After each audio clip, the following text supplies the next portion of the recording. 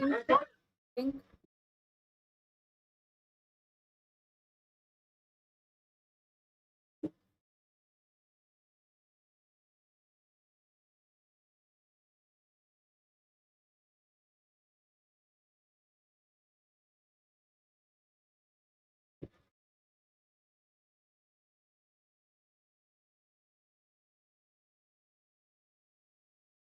Hello guys, am I live? Audible, visible? Ma'am. You can hear me clearly, right? Yes, ma'am. Okay. So let's start. So yesterday we were discussing about those implants and those instruments, right? So one of you had asked me about the BB splint, whether the stirrup and the splint is same. So now I've bought the image of this. So this is the Bowler's Brown splint. Okay. And yesterday we have spoken about the skeletal traction, right? So this is the pin which we put in the upper tibia, and now this pin is connected to stirrup, and now this is to the pulley, and the weight is hanged here. So this is the BB splint. So this was recently asked in the FMGE exam, so you can expect this in the NEET as well. Okay, you can identify BB splint, right? It has 3 pulleys. First one, second one, and third one. And each pulley serves different purpose for it, okay? And this is how the leg is hanged there. This is how the leg is hanged. So usually this is used for femur fracture, tibia fractures. So this femur includes both proximal femur fractures and shaft, right? Proximal means IT as well as your subtrochanter, right? So these are the uses of this BB splint. Is that fine? Any doubts?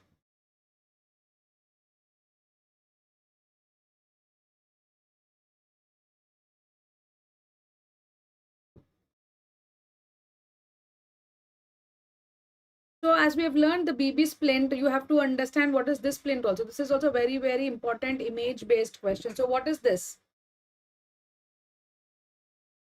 Thomas splint. Yes, very good. So this is your Thomas splint, and this was another innovation from the same fellow, that is Thomas. So this was introduced during the World War II, and initially it was used to shift the patients with tuberculosis. But what is the present usage of this?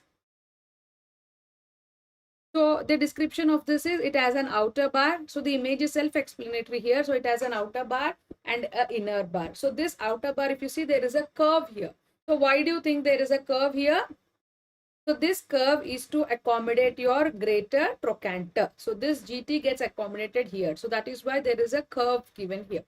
And this is the inner bar which makes an angle of 120 degrees, right? So what you have to remember, Thomas splint has a ring and 2 bars which are connected with a W-shaped notch here, and the outer bar has a curve which accommodates the greater trochanter, and the inner bar makes an angle of 120 degrees with the ring. Okay, and what is the usage of the Thomas splint? It is also used for immobilization in femur shaft fractures. So this is used in femur shaft fractures, right? And one more advantage of the Thomas splint is you have to prepare this splint. So it is not readily available. It is not like the skin traction, the skeletal readily available. You have to measure the circumference of the thigh to select the ring and the length of the limb to select the bars, and then you have to put the bandage like this over it. So the bandage is wrapped like this, and then you place the leg on it. So sometimes what we can do, we can also use this to put the weight also. So this gives a fixed traction to the femur shaft fractures. So weight can also be added like this, right? So that those are the advantages of using the Thomas splint. Clear?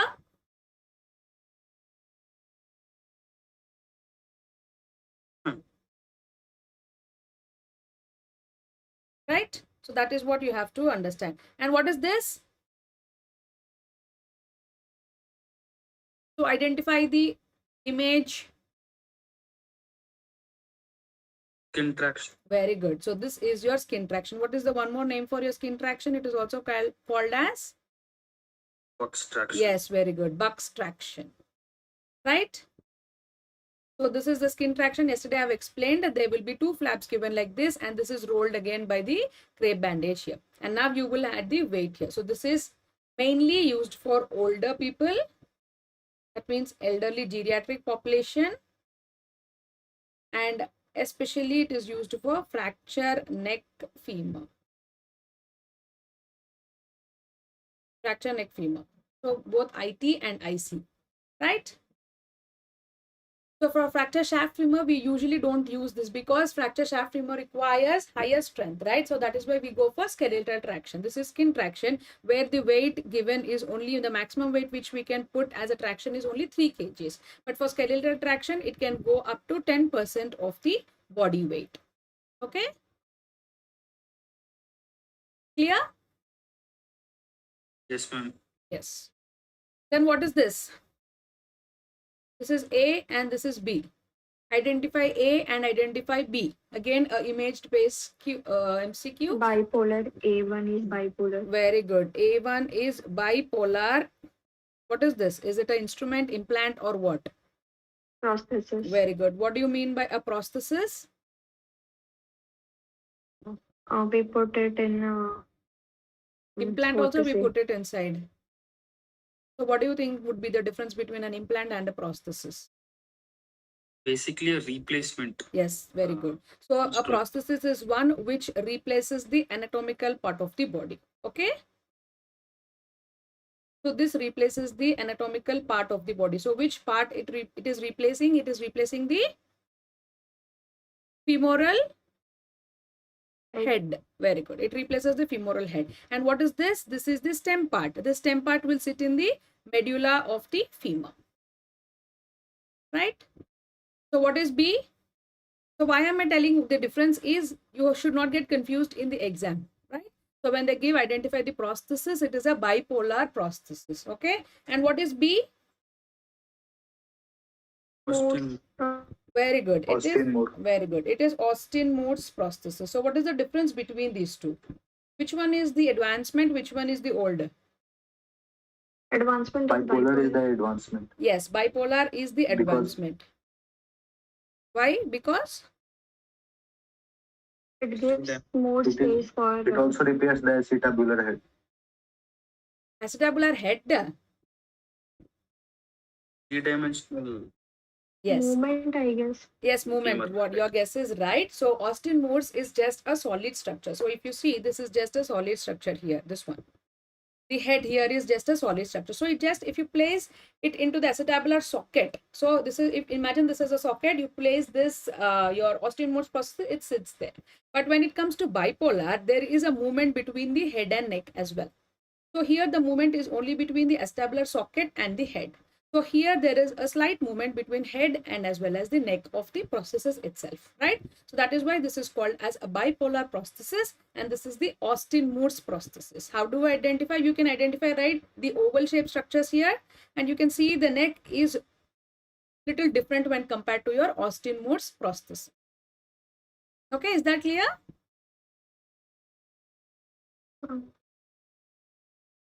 Then about the cast. So somebody has asked to talk about the cast. So what is the major difference between a slab and a cast? Basic of orthopedics, right? What is a slab? What is a cast? So both are done by POP, right? Both are used for conservative treatment, right? So what is the main difference between a slab and a cast? Yes, try. Cast is actually a thing which covers 60 degree, but a slab is kept only as a support. So one, yeah. Okay, the first point is right. So cast is one which covers the whole of your limb. So it gives a 360 degrees of protection to your particular limb. Whereas slab is only half of it. It could be a 180 degrees. That is, it can be put. So slab, whenever you see, it can be put either. For example, if this is your forearm, it can be put either on the dorsal aspect or on the volar aspect, right? So if it is a cast, you are putting entirely, you're covering the entire limb. So this gives more stability to the fracture. Right. So coming to the forearm, what are the types of cast we have or slabs we have? So one thing is we call this as below elbow and above elbow, right? And the one which we put for proximal humerus, sorry, not proximal humerus, for the humerus shaft fracture, what is that slab called? A name is given to it. U slab. Yes, it is the U slab. It is not the cast. It is the U slab. So what we do here, so whenever there is a fracture shaft of the femur, the fracture shaft of the humerus, you start the slab right from the nape of the neck. So this is the area where you start the slab. You go like this, and now you don't cover the elbow, but you just turn around the elbow and you come like this. So it is in the shape of the U, right? So the patient can do this movement, right? So this is the U slab which we use for humerus shaft fractures. Okay. Then what is this? A and B. So do you think this is a cast or a slab? Cast. Yeah, it is a cast. So what is the A cast? Hand checking. I'm checking for scaphoid fracture. Yeah, it is a glass holding. Glass holding cast. And if you see something, we are covering the thumb also. So here, if you see, the thumb is left free. So this is the major difference which you have to identify in the exam if they want you to identify between this glass holding scaphoid cast and what is this? The other one? Handshaking ka. Handshake. Yeah, this is the Colles cast. Fine. So one is the glass holding. So this is the position of the cast. So the position is put like this, the hand position, so that it is the functional position of the scaphoid. And now you extend the cast up to the thumb. That is what you have to remember. Okay. And then this is the Colles cast where you leave the thumb free and even ask the patient to rotate his thumb. Right. So what is the position where we immobilize the patient? So for any cast, first thing what we give is traction and counter traction. Then for Colles, what is this specific thing we do? Maneuver for reduction.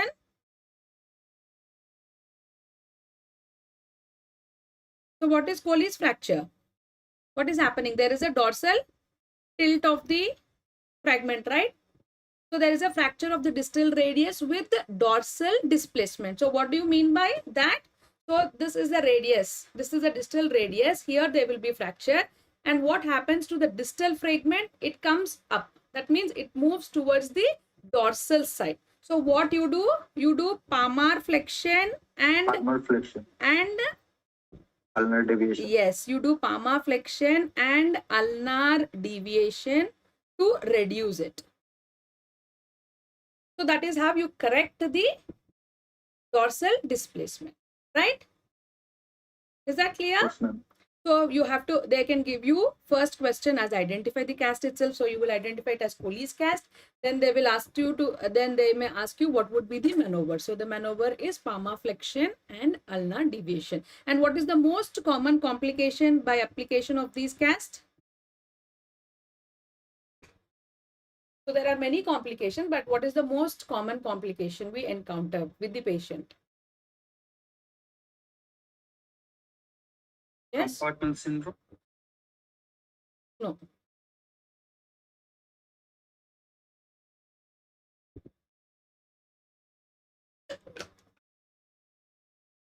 Most common is finger stiffness, right? Finger stiffness. If you see, so there is one rule for application of this cast. Any slab or any cast of the forearm, whenever you are applying, it should not cross this palmar crease. So the distal palmar crease, it should be visible. So the cast only should extend up to here. So why do you think that, what is the reason behind this? What is this area? This is the area of pulleys. Okay, the pulleys are mainly for your flexion of the fingers, right? All your flexor tendons have these pulleys in this area, which is above the palmar crease. So what you have to do is you have to you have to only apply the cast up to this particular point, that is the distal palmar crease. And you have to always educate the patient to move the fingers, okay? So whenever they are not following the orders, the most common complication we encounter by Colles cast is the finger stiffness, okay? Clear? Yes, ma'am. Then what is this? 1 and 2. What is 1? Cylindrical cast. Yes, it is the cylindrical cast. It is given there. Okay. For what it is done? Indication? Fracture. Uh-huh. Undisplaced patellar fracture. Yes. Mainly for the patella fractures. So this is for the upper limbs. I have told you that so and so slabs and casts are there. So for the lower limbs, when you come to the lower limbs,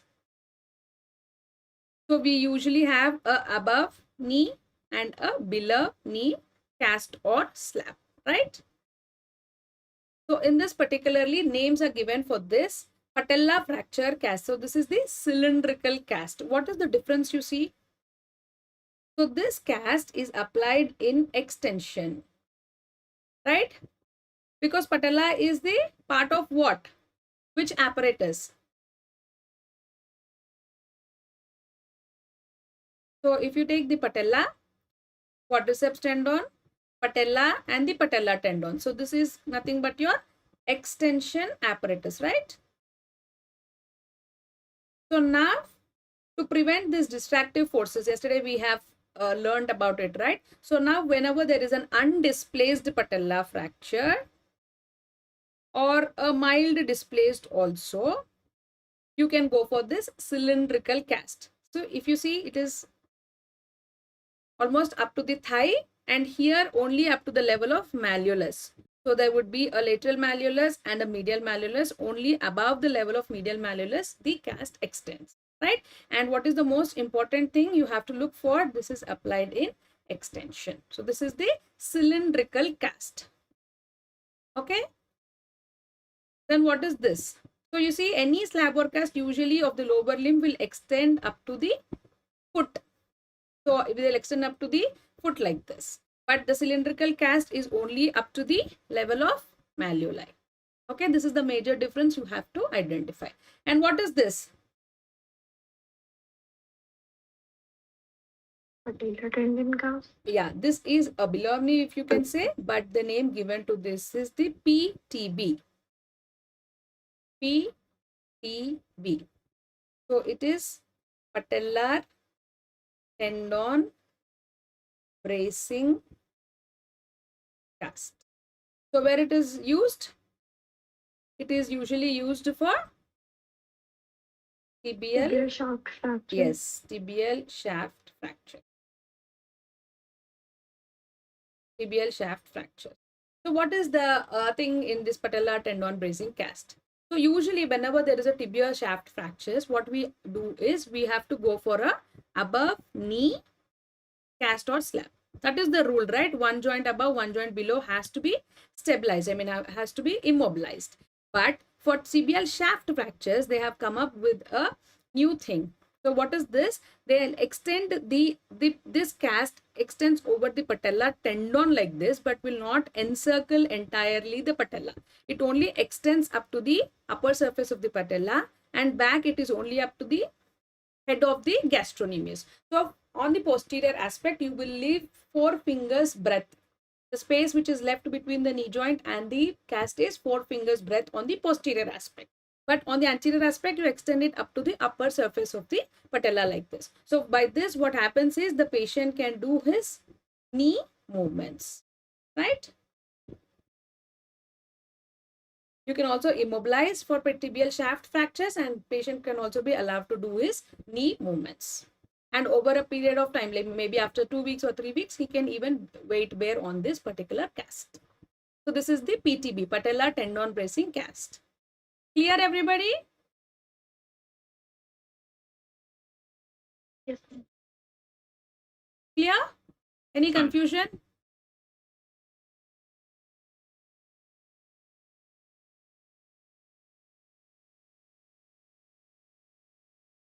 No confusion, right? Abhishek, Vishal.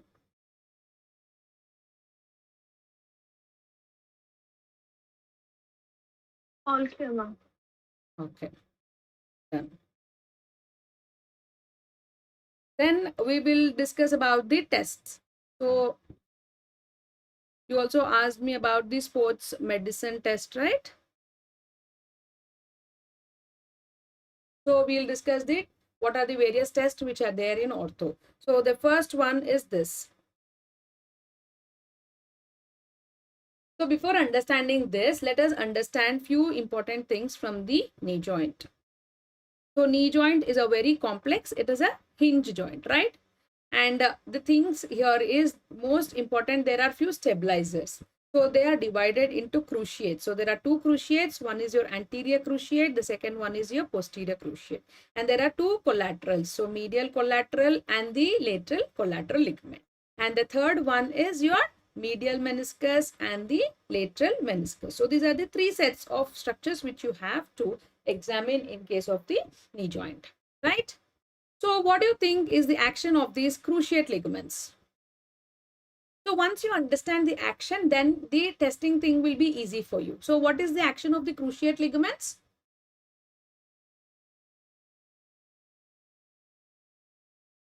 It prevents the Forward or backward? Yeah, it is called the translation. So it prevents the forward and the backward translations, right? So once you have understood that the action is forward and backward translation. So like this, if this is your femur, the upper hand, and the lower hand which I'm placing is the tibia. So because of the cruciates, the tibia can't move forward over the femur and can't move backward beyond the femur, right? So applying this knowledge, we have two important tests. So one is your anterior draws test, and the second one would be your posterior draws test. So here we know the cruciates will prevent the translations. Now, whenever there is a cruciate ligament tear, so anterior cruciate ligament tear is there, that means the tibia can translate.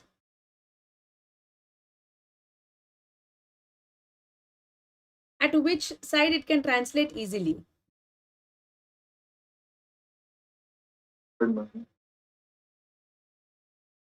Adi, can you repeat which side it can translate easily? Is injured, ma'am, the tibia can translate anteriorly. Yes. So the cruciate, anterior cruciate will prevent anterior translation. Posterior cruciate will prevent posterior translation, right? So whenever there is a tear in the anterior cruciate ligament, that means the tibia can be easily drawn anteriorly. So that is why the patient will give you, what is that thing? The main complaint which he gives you is giving away, right? Giving away. So whenever there is a patient with anterior cruciate ligament tear, if you ask him what is his main problem, he says that your ligament or your knee joint is giving away. So he suddenly slips anteriorly. So the tibia moves forward easily, right? So that he feels that the part is slipping easily. So that is the test. So that is the thing happens with the anterior cruciate ligament. And the test for anterior cruciate ligament is your anterior draws test. So how do you perform it? So you make the patient supine on the couch, and now you have to stabilize this particular foot. So the surgeon sits on the foot, and now he puts the limb, that means knee, in 90 degrees of flexion, right? So knee should be 90 degrees of flexion, and now he tries to translate anteriorly. Now he tries putting his all the four fingers behind like this on the hamstrings and the two thumbs over the joint line, and then he tries to pushes the tibia anteriorly.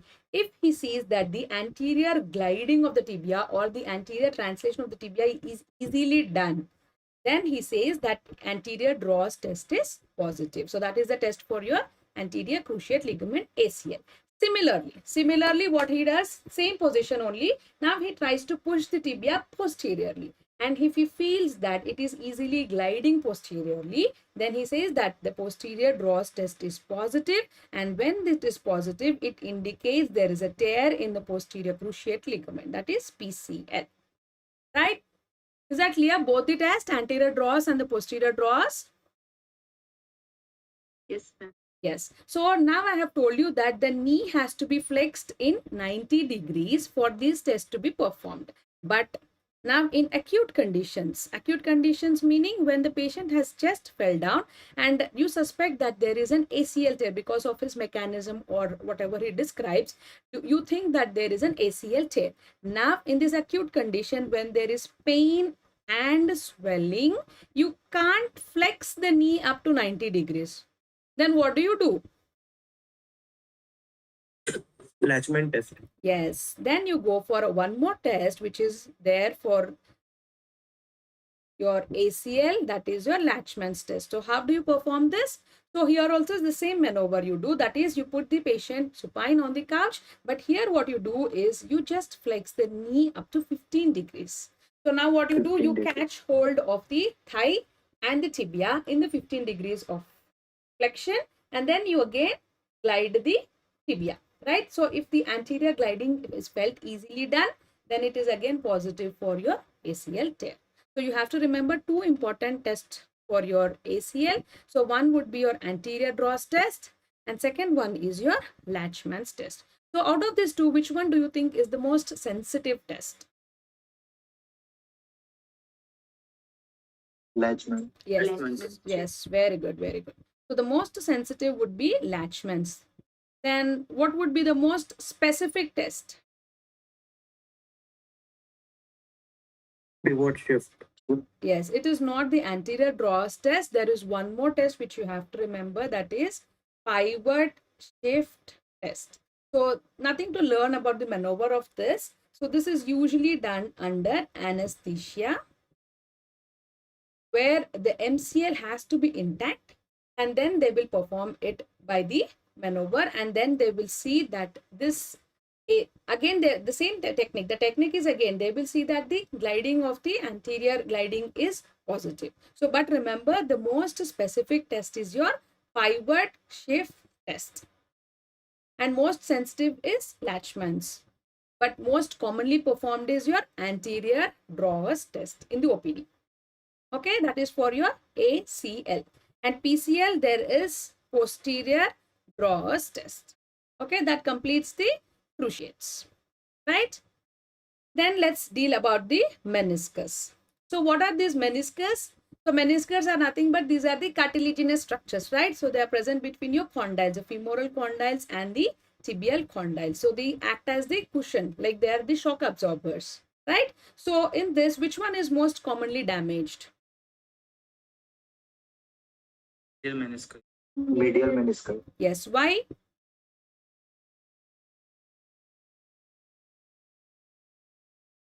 Attached to the capsule. Okay. So medial meniscus is supposed to be the most injured structure compared to the lateral meniscus, because the most important thing which you have to remember is this is a less mobile structure. Why it is less mobile? Because it is attached to the medial collateral ligament. It is attached to the capsule, right? So whenever this is attached to the medial collateral ligament, it cannot escape easily. Hence, it gets thrown between the two condyles. On contrary, the lateral meniscus, it is more mobile because it is not attached to the lateral collateral ligament because of the popliteus tendon which is going in between them. So this is more mobile and it usually escapes all the injury, right? And what are the tests which are used for identifying the tears in the medial meniscus? So the first one, the most important would be your MEC.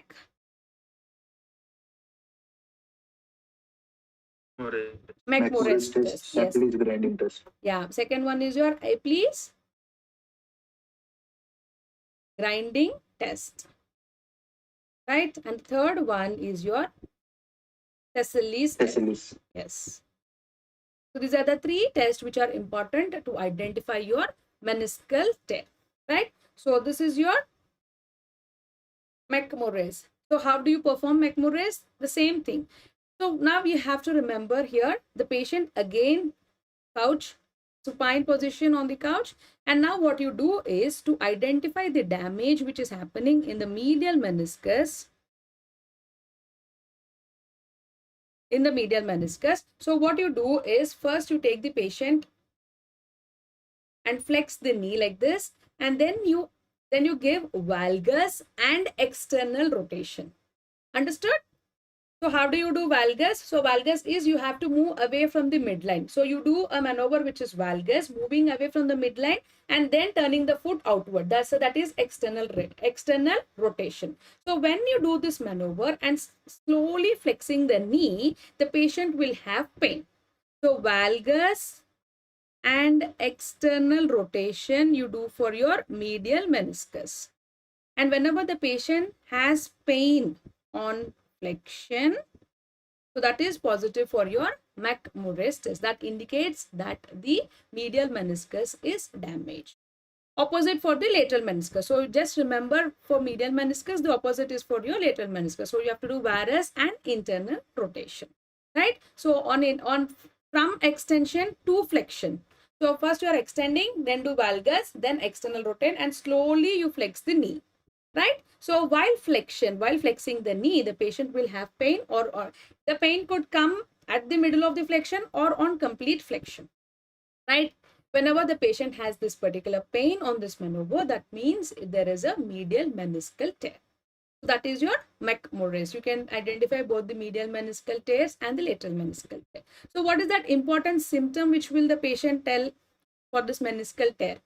So for ACL or cruciate, it is giving away, as I told you. So for meniscus, what is that important symptom? Locking. Yes, locking of the knee joint. So the patient usually complains of locking. What is locking of knee? Yes. Locking of the knee is whenever the patient is flexing the knee from flexion to extension, he cannot extend. So the knee gets locked in flexion. He can do further flexion but cannot extend the knee. That is called locking of the knee.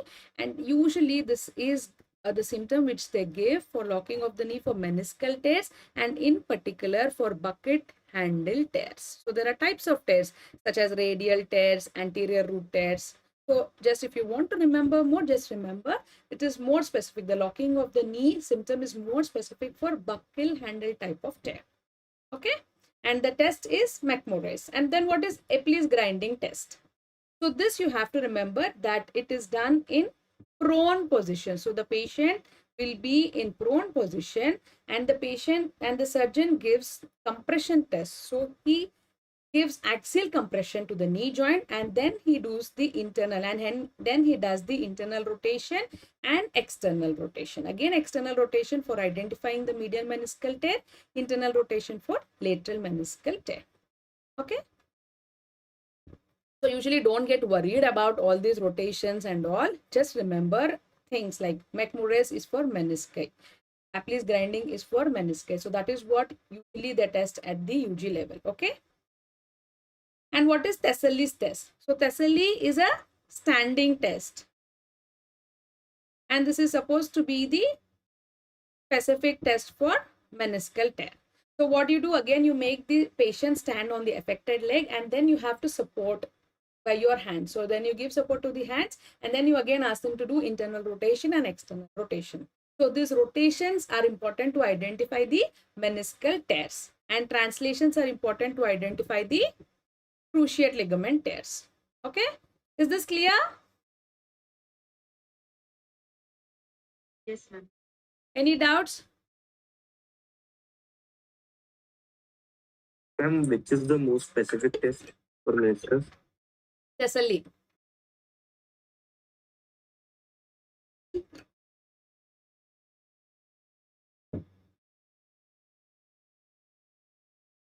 Thessaly test is most specific. Like which test is sensitive? Sensitive for meniscus? Yes, ma'am. There is no such test which is sensitive for meniscus, but usually we take McMurray's as the most common test, which we usually do.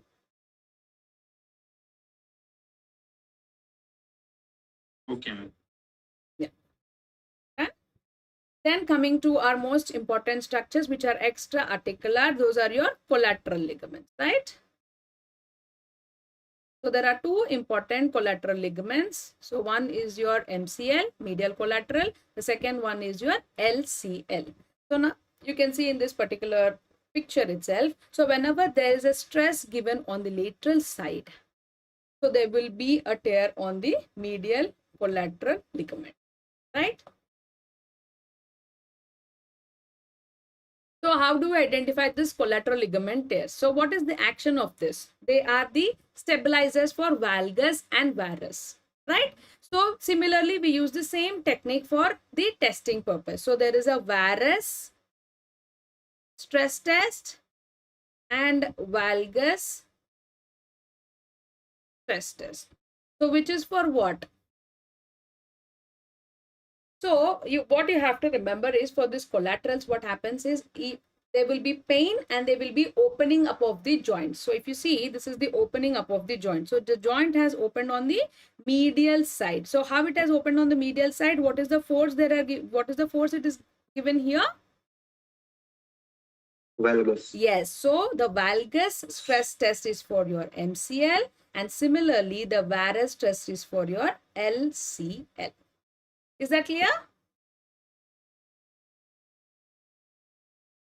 So now what happens is, again, you have to put the patient in supine position, and now you have to flex to 30 degrees. So 30 degrees of flexion, and then you try to give your valgus force. You try to give the valgus force. So whenever you give the valgus force, if the patient is complaining of pain, that means there is some damage to the MCL. And if there is an opening up of the joint, that means there is a tear. Okay, so you can imagine that there are three grades. So there is grade 1, grade 2, grade 3 for these tears. And 1, they usually complain of pain. That means there is some amount of tears, that is sprain. And here there would be a complete tear. So that would be a partial tear, which is a sprain for grade 1, where the patient will have only on pain on this stress test. And grade 3, there will be complete tear. So you can see that the joint is also opened up on this stress test. Okay. So remember, valgus stress test is for MCL and varus stress test is for LCL. Remember this particular image. Okay.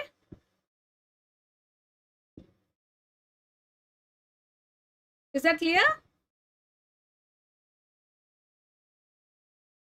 So these are the various tests for your knee joint. So first one, starting with the anterior drawers, posterior drawers, then we have seen the Latchman's, the pivot shift, the McMurray's, the Apley's grinding test, and the Thessaly's test. So you have to remember the names for which structure is for what test. Then we have the stress test, the varus stress test and the valgus stress test. So valgus stress test is for the MCL and varus stress test for the ALCL. Clear?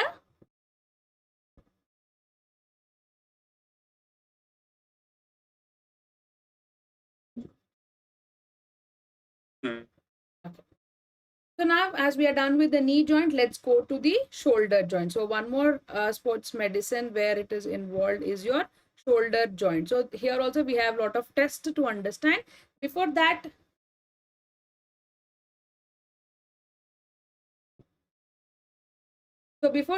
just tell me what are the rotator cuff muscles?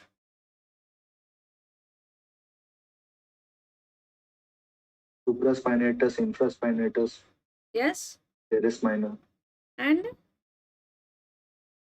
Subscapularis. subscapularis. yes. So there is a supraspinatus, there is infraspinatus, and you have your teres minor, and finally there is subscapularis, right?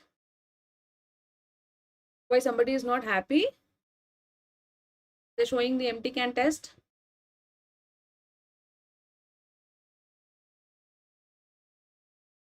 Okay. So before understanding the rotator cuff test, tell me what is the action of the supraspinatus. So always you have to remember in ortho that you have to understand the test. You have to understand the action of that particular muscle. So what is the action of supraspinatus? Abduction of shoulder. Yes, it is the Abduction. abduction. Yes, abduction. Then infraspinatus. External rotation. Yes, it is external rotation. And then teres minor. I guess same. Yes, it is external rotation. Very good. So teres minor and infraspinatus is for external rotation. Supraspinatus is for your abduction, and subscapularis is for your internal rotation, right? So this is what you have to remember, right? So subscapularis is for the internal rotation, and then your infraspinatus and teres minor is for your external rotation, and supraspinatus is for your abduction. Then that completes the test also. So first let us start with the supraspinatus. So what we have understood, the supraspinatus is mainly for the abduction. So what is the test? You test for the abduction, right? So what you do this maneuver, what he's showing there, that is called the empty can test. So it is nothing but this is full can, this is empty can, right? So you put, that is slight internal rotation we do, and then we ask the patient to abduct the arm with extension at the elbow, right? So whenever the patient is abducting, the surgeon provides resistance to the abduction. Understood? So whenever the patient can't do this maneuver, can't do this abduction against resistance, that means there is a tear in the supraspinatus tendon. And this is the very common tendon, right? To be tear. Most common tendinitis or most common tendon to be torn is your supraspinatus. So this is your empty can test. Okay, is that clear?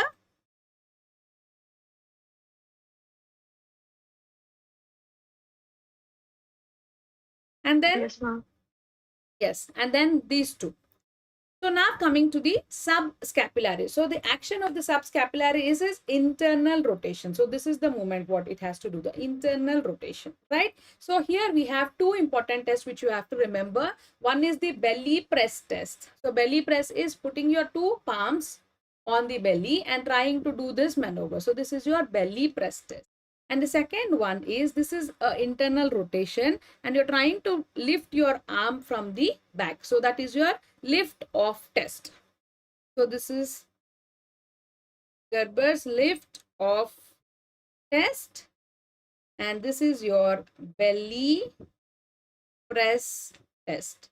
So these are the two important tests which you have to remember for your subscapularis. Okay, the internal rotation. What we are testing is the internal rotation. So one, you internally rotate like this and try to lift your palm from the back, right? So that is the Gerber's lift off test, and the second one is your belly press test.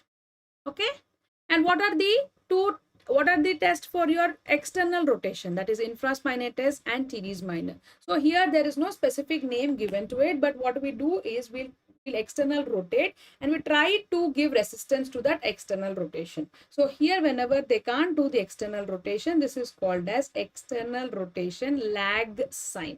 So patient is unable to perform this movement called external rotation. So there you can tell that there would be an infraspinatus or a teres minor injury. Clear?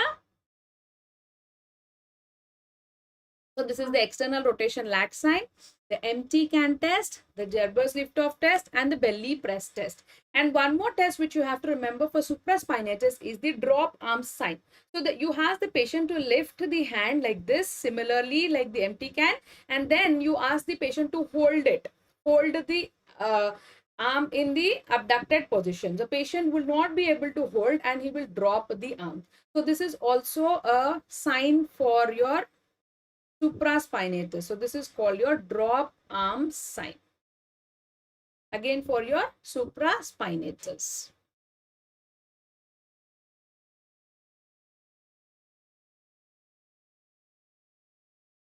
Okay. So this is a very, very important table, you can fill up the table and you can just revise it again before the day of the exam. So we have completed anterior draws test.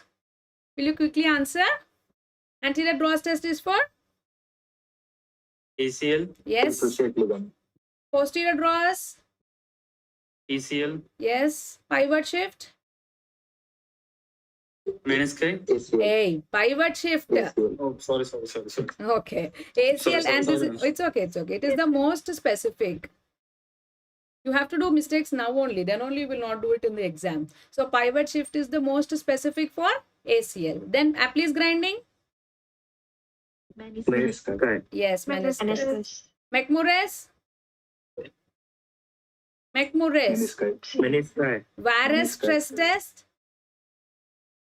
Lateral collateral ligament. Very good. Lateral collateral. NCL, Yes. Valgus stress Meniscus. test? MCL, Yes. Collateral. Empty can test? Empty can? Supraspinatus. Yes. Supraspinatus. Supraspinatus. Supraspinatus. Very good. Supraspinatus. Belly press? Subscapularis. Very good. Drop arm? Supraspinatus, Very good. Supraspinatus. Supraspinatus. Gerber's lift off test? Supraspinatus. Lift off test? Subscapularis. Subscapularis. Then Dugas? Subscapularis. Shoulder dislocation. Yes, shoulder very good. So Shoulder Dugas dislocation. test is for your shoulder dislocation. Shoulder dislocation. Yes, very good. Shoulder dislocation. So what is Dugas test? So usually what happens in the shoulder dislocation, especially in the anterior shoulder dislocation, there is a maneuver where the mechanism of the injury is because of abduction and external rotation. Here the patient cannot perform adduction. So the Dugas test is for testing the adduction, where you ask the patient to touch the opposite shoulder. The affected shoulder should go and touch the opposite shoulder, right? So this the patient would not be able to do because he can't do adduction with the dislocated anterior shoulder. So this is one of the most important and simple tests to rule out your anterior dislocation. Even the patient walking into the casualty, if you suspect anybody having shoulder dislocation, you can just ask them to touch the opposite shoulder. If they're able to touch, then you can rule out your shoulder dislocation. So that is your Dugas test. Then what is Hornblower's test? This I did not tell you. It is again for your infraspinatus. So that is nothing but again your abduction and external rotation you have to do. That is 90 degrees. So you have to abduct and then you have to do 90 degrees of external rotation. This patient cannot do external rotation. So he will put his hand near the mouth, similarly like the horn blowing sign. So this is Hornblower's test or Hornblower's sign for your infraspinatus. Same maneuver, abduction and external rotation. But because they are unable to perform it, it looks like the Hornblower's sign. What is apprehension test?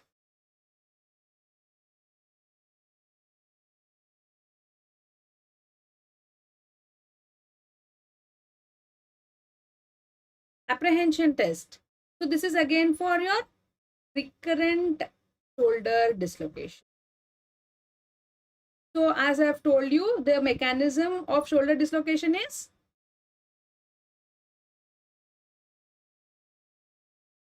guys, the mechanism of shoulder dislocation, just now I have told you, no, what is it?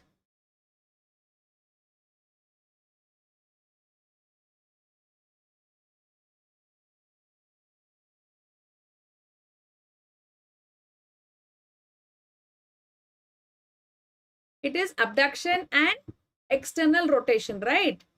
So apprehension test is also same. When you try to do abduction and external rotation, the patient will not allow you to do because he knows that based on that maneuver or that movement, the shoulder gets dislocated. So that is your apprehension test for recurrent shoulder dislocation, right? Then what is Thomas test?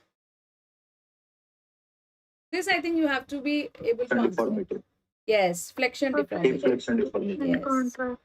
Flexion deformity of which joint? Hip. Hip. Yes. FFD. This is the flexion deformity. So to evaluate the quantitative test, so you have to tell how much is the flexion deformity of the hip joint. Then you have to perform this Thomas test, and it is very, very important, right? Except these two, all are important, except Hornblower's and apprehension. Okay. Very, very important table. You have to recollect it or revise it before the day of the exam. Fine. Test are clear?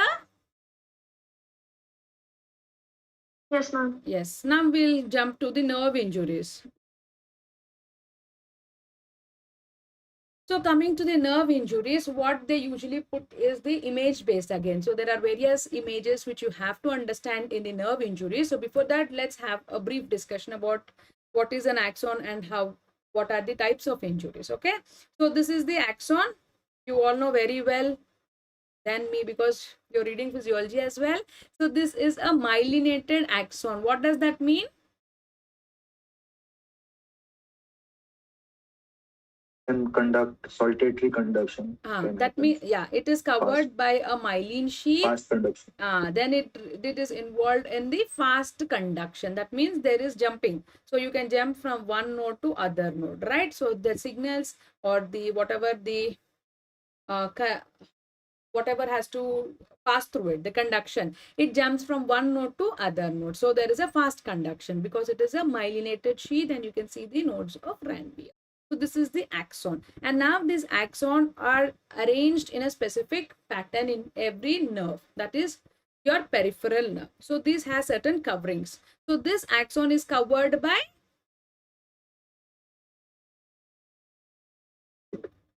which structure? Axon is covered by Myelin sheath. Aliens. myelin sheath, and each axon is covered by the endoneurium, right? And then Yes. all these axons with their endoneuriums are attached, are arranged in fascicles. So each fascicle is covered by, Perineurium. yes, perineurium. Perineurium. Yeah. And all these fascicles are covered by a structure that is covering of the entire nerve. That is Epineurium. epineurium. Very good. Perineurium. Yes, very good. You have to understand this because if you understand that only, you can understand the classification of the injury. So here this diagram represents it. So this is the myelinated axon where you have the myelin sheath and this axon is covered by endoneurium.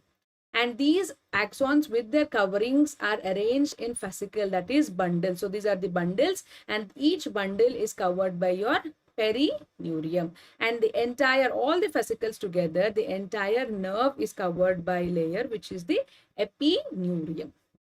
Clear? And now when it comes to damage to this particular nerve, so what happens, there is a conduction happening through this axon, right? So this is the cell body and this is the axon. So the signals are taken from this, what are these? Dendrites. So these are dendrites, then it is processed in the cell body and it is sent through the axon to the axon terminals, right? So this is how the transmission occurs, right? So what happens here is there are three types of injuries which you have to remember. So the first one is called the neuropraxia. The second one is called the axonotemesis. And the third one is your neurotemesis. So this is according to Sedan's classification, right? So this is according to the Sedan's classification. We have three. One is neuropraxia, axonotemesis, and neurotemesis. So what is neuropraxia?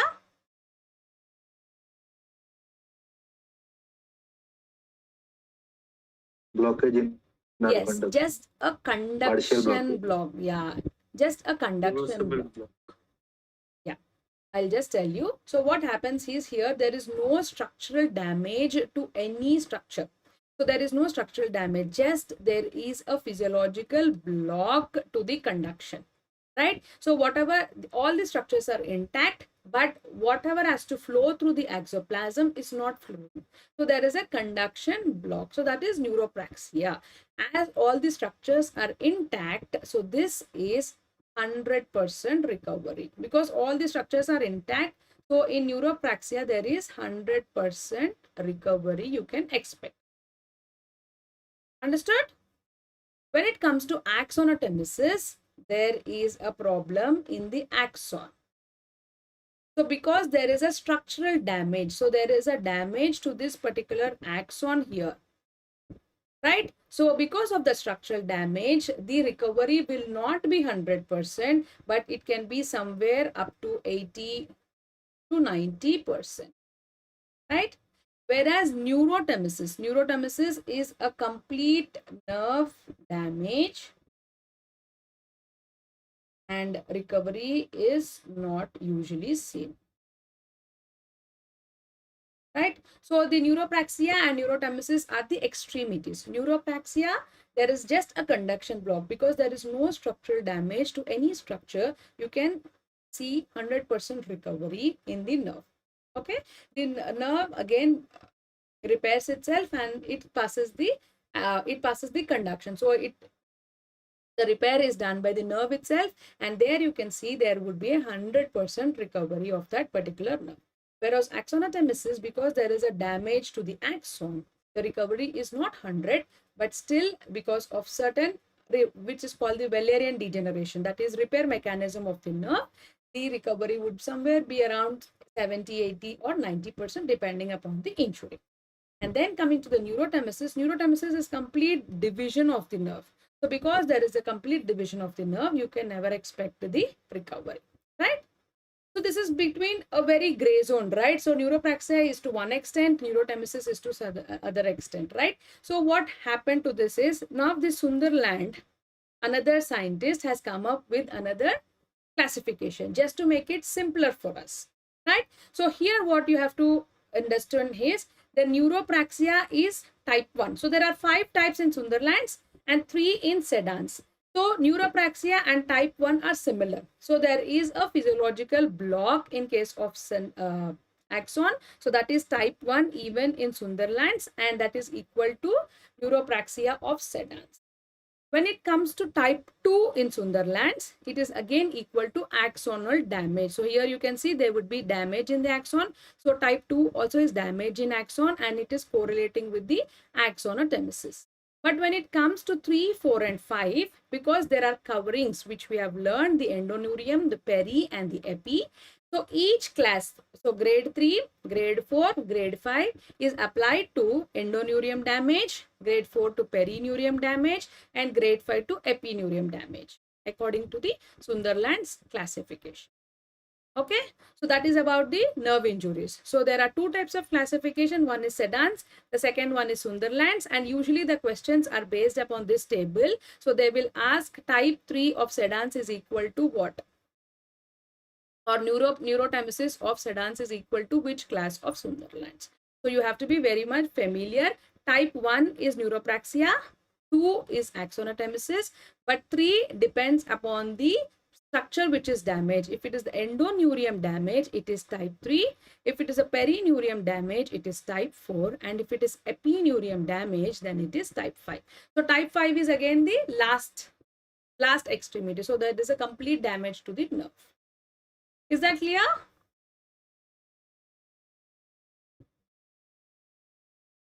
Yes, ma'am. Yeah. So that is the thing which you have to remember about this nerve injury classification. Then now this is a cakewalk. So there are 3 important nerves which you have to remember. One is the median nerve. The second one is your ulnar nerve. And the third one is your radial nerve. Remembering radial nerve is very, very easy. So what is the main thing you have to remember? Only it supplies the extensors. It supplies the extensors of the forearm, right? So this is all we are talking about the upper limb. So upper limb, we have 3 important nerves: median, ulnar, radial.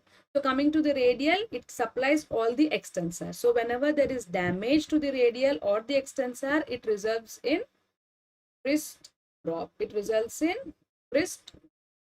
Is that clear? So only one thing, there are no tests which are there. Only remember, wrist drop is radial nerve. Wrist drop because of the damage to the extensor. So we can't extend the wrist. So it is like a drop.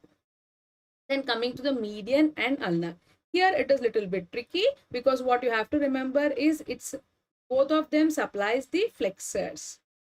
But what is the interesting thing you have to remember is whatever is related to your 2 ring and little fingers is ulnar. Whatever is related to your thumb, index and the middle finger is median. Okay.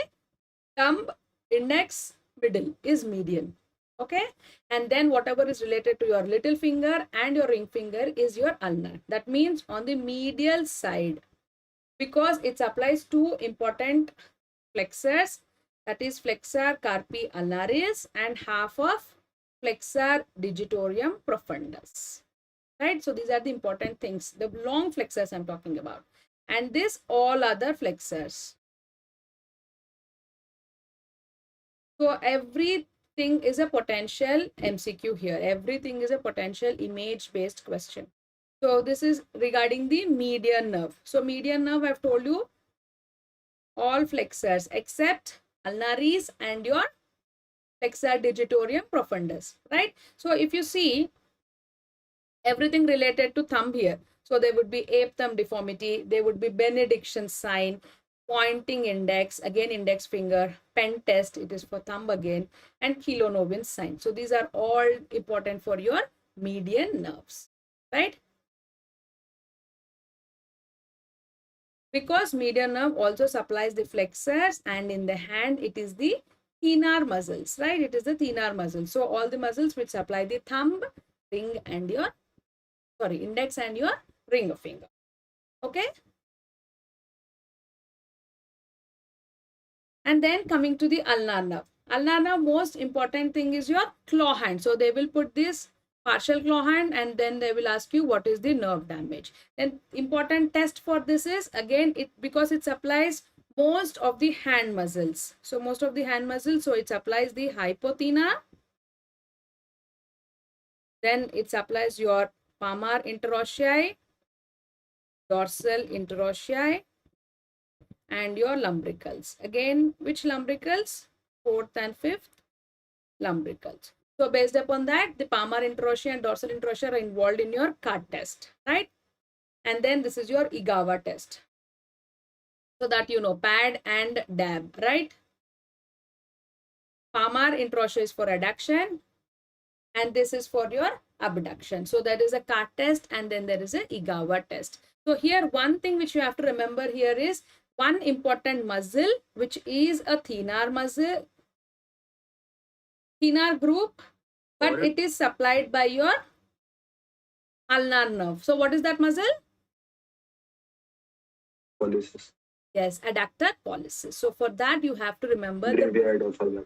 yeah, book test and the Froment sign. So whenever there is a paralysis of this adductor pollicis, it will result in the usage of the flexor pollicis. Instead of adducting the thumb, it will flex the thumb. So you have to remember the one area where the thumb is involved, but that is a test for your ulnar nerve. So that is your adductor pollicis, and that is your book test and your Froment's sign. Froment sign and the book test. Okay, and this we have already learned. That is the, what is this? This picture is for binge drinking. Saturday night Saturday pulse. night. Yes, policy. Saturday nerve policy. Saturday nerve policy. Crutch pulse. Yeah, Saturday night. So as you all know, Saturday night is for binge drinking, right? So whenever they are in the drunkard position, they just put their hand over the chair and this causes compression in the axilla, resulting in Saturday nerve palsy. Now tell me, which type of injury is this? Which type of nerve injury is the Saturday nerve palsy?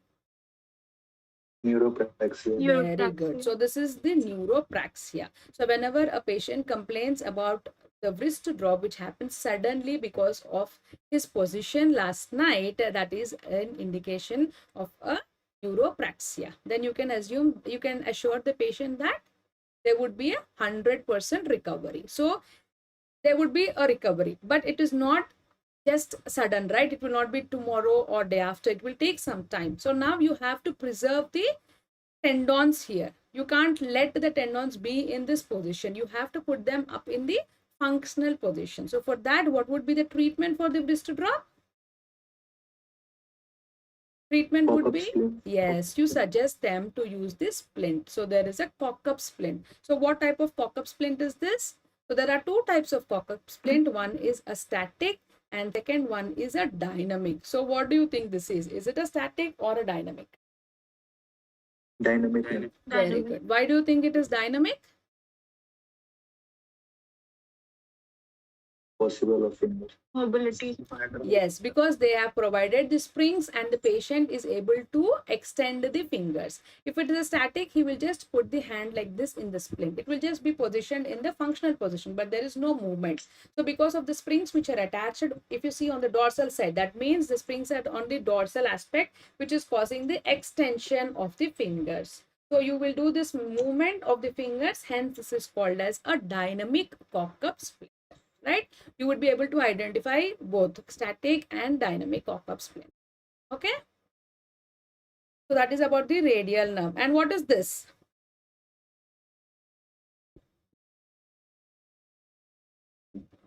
Yes.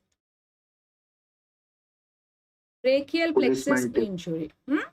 Policeman tip deformity. Yes, this is Erb's palsy. So this is also a image based, very, very important question. So they will just put up this image and they will ask you what is this. They will just ask you what is this or what is the thing here or what is the splint used here. Okay. So what is this Erb's palsy?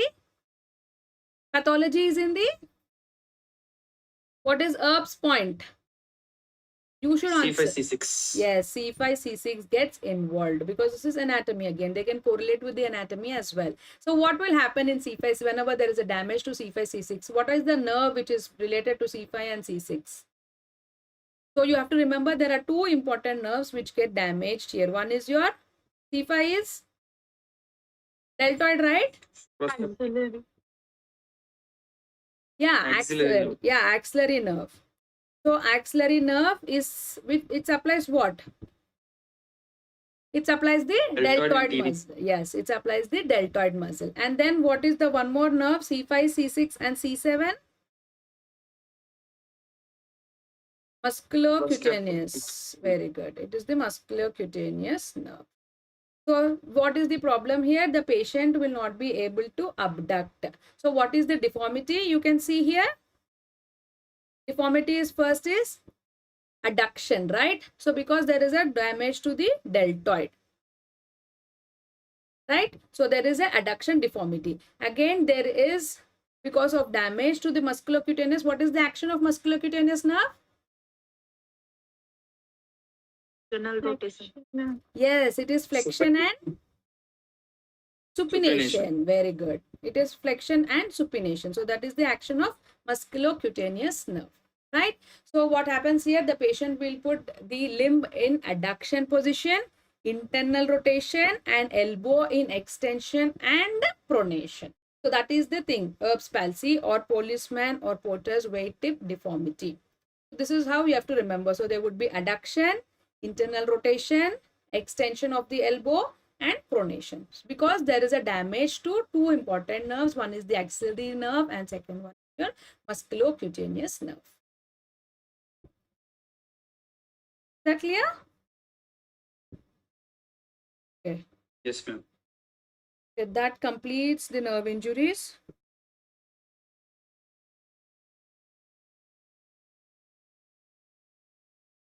Still you want to learn some more, or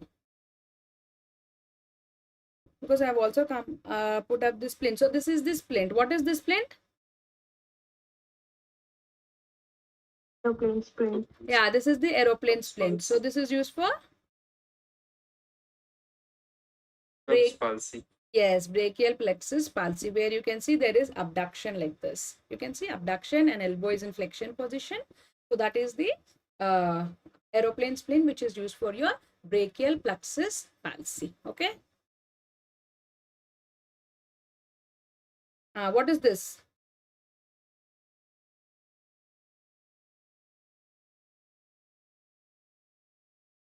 Bender splint. Knuckle bender. This is knuckle bender. This is your Workman splint. You know Workman's contracture, VIC? Workman's ischemic contracture, if you remember, because of the damage to the brachial artery or compartment syndrome sequelae, it is the Workman ischemic contracture, right? So all the flexors will go into contracture. So this is the workman splint. This was asked in the NEET PG. This is the same turnbuckle splint. Yeah, very good. This is turnbuckle splint. But the thing is, the turnbuckle splint, you know, it can be applied in various varieties. So it can be applied in your dorsal position or in volar position. But workman splint is, if you see, the spring is on the volar aspect because of the flexure contractures, right? But turnbuckle splint, you can apply even to the lower limb, upper limb, so that you can modify it. Understood? This is also called as turnbuckle Yes. splint also. Workman splint or turnbuckle splint. So this is your, what is this? Skull bend. Knuckle bender. Ah, very good. Knuckle bender for which nerve palsy? Oh, median now. Median nerve. And ulnar claw hand. Yeah, ulnar nerve. Knuckle blender is for your ulnar nerve palsy. Okay. Then what is this? This we have already done. So now we have to identify what is B. A you already know. What is B? Static. Yes, very good. This is static cock-up splint. Right. So this is your dynamic and this is your static. Okay. Then Claw hand is seen in case of median nerve injury also. No? yeah, claw hand, that is complete claw. So whenever you say claw hand, there are two types. So one is your partial and complete. So if there is only ulnar nerve palsy, it is called as your partial claw hand, right? And whenever there is an involvement of ulnar nerve plus median nerve, then it is called as a complete claw hand. Okay, clear? So knuckle bender splint can be used in case of complete claw hand also, no, ma'am? Yeah, it can be used. Knuckle blender is used for complete claw hand. It can be used, but usually what we prefer for knuckle blender is for ulnar nerve palsy. Okay, ma'am. Okay. Yeah. This is all okay. This is called the thumb spica. They usually don't ask, but you can remember. This is finger caught, or just for one finger you can mobilize this finger caught. And this is thumb spica. This is wristband. Right? Okay, this is all okay. What is this? Is given there, Pavlik harness, right? So Pavlik harness is used for, this is again an IBQ, very important IBQ. Orthosis. What? Orthis. DDS. Yes, DDH. Femoral No, DDH. DDH. Developmental DDH. dysplasia of hip. So you see the Pavlik harness is mainly for putting the two hips into abduction. So dislocation is whenever we do adduction, right? So you are putting these two limbs in abduction, and whenever the patient is less than 6 months, the treatment for DDH is your Pavlik harness. And what is this? The second one? Von Rosen splint. Similarly, it is also used for your DDH, right? So whenever the baby is less than 6 months, you diagnose her with DDH. These are two important splints. One is your Pavlik harness. The second one is your Von Rosen splint, right? Then this, easy. For foot. Dennis Brown. Yeah, Dennis Brown splint. Very good. So this is your Dennis Brown splint for, CTE. yes, for CTE. CT. Yeah, this is post manipulation. So once you put the cast, we use the which technique for putting the cast? Ponseti. Ponseti. Very good. Once we do Ponseti technique and we have bought both the foot in the neutral position, then the maintenance period is by your Dennis Brown splint. So the maintenance period is for 3 months. So for 3 months we put the Dennis Brown splint, right? And then when the patient starts walking, what we prefer? We prefer, what are these? These are the CTEV shoes. When the patient starts walking, we prefer the CTEV shoes. 3 important things you have to remember. There would be inner straight border, the outer race, so that it doesn't go to adduction again, and then there is no heel. So it is a complete, you can give, there is no extra heel like this, right? So it is completely straight. So this is again to prevent going into plantar flexion, right? So this is the thing. So one is the Dennis Brown splint, and once the patient starts walking, you give the CTEB shoes. So these are very two important things for your CTEB. Right? So I think this is enough for today.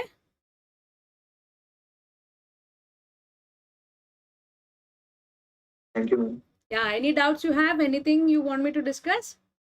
Repeat. Ma'am, in the bipolar, the head and neck is movable in itself also. Yeah. Itself meaning? So there is a movement possible between head and neck. Yes. Yeah, it can. So that means it gives more mobility to the patient, right? So one movement would be in the acetabular head, acetabular socket and the head, and then there will be movement between head and the neck, right? So that is what you're asking. Thank you. Yes, ma'am. Oh, okay. Anything else?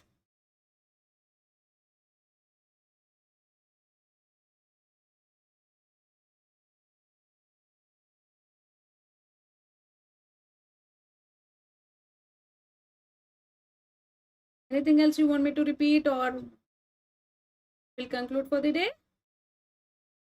So tomorrow you're giving the test, right? Ortho? Yes, ma'am. Yeah. We are giving test. Yeah. Again, I'll meet you all at 5 o'clock, okay, tomorrow. Okay. Okay, ma'am. Thank you. Thank you, ma'am. Thank you so much. Thank you, ma'am. Yeah, thank You, ma'am. you. Swapna, Yes, ma'am. you have asked for bone tumors, right? Yes, ma'am. I had asked. Yeah. Bone tumors also, actually I have bought that, but it's already 10:15, no, so that is why I'm not. So what do you want to know in bone tumors? I'm actually in MCQs, clinical scenarios, how to differentiate between them. What are the buzzwords? Okay. Ma'am, you can take tomorrow in TND. Yeah, tomorrow It I'll will take, be yes. okay. Yeah, tomorrow I'll take Yes. TND. Okay. Bye.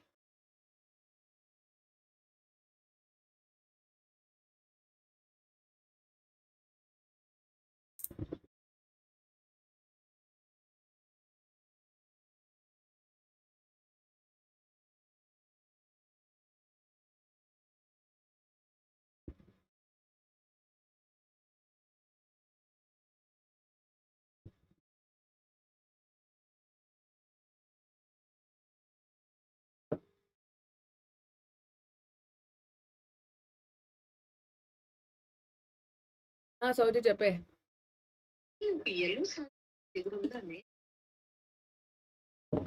ఏది yellow రెడ్డా ఇక్కడే ఉన్నట్టుంది చూస్తా పంపించా కానీ మళ్ళీ అది ఒక dance కోసం అది తీసుకుంది కదా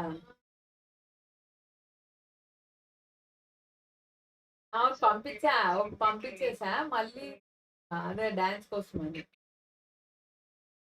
లేదు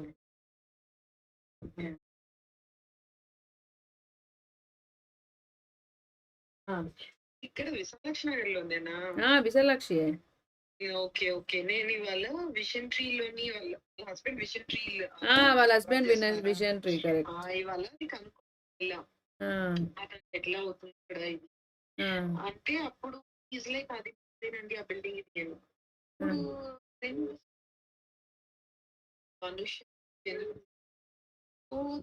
లైక్ సౌజీ ఒక్క నిమిషం ఇప్పుడే చేస్తా ఒక్క నిమిషం